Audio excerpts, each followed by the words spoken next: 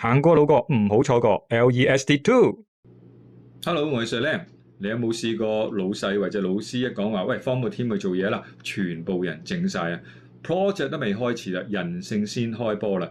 第一個彈出嚟嘅就話，我哋開個 document 啦，分工啦，定個 deadline 啦。你以為佢想做大佬？未必。同樣都係組長，其實裏邊係有3套引擎嘅喎。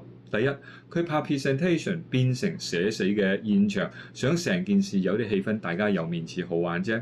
第二，佢見到啲隊友散晒，佢出嚟穩住，唔想有人被掉低，更加唔想全組人被老師處刑。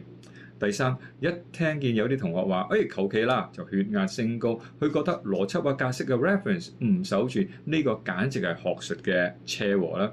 所以你見到啲組長佢哋未必係想控制嘅，可能佢哋想穩住個場面啦，保護啲同學啦，或者係穩住個標準嘅。真正嘅屍體係乜嘢？就係 deadline 之前一晚打個電話俾你，我而家應該做乜嘢啊？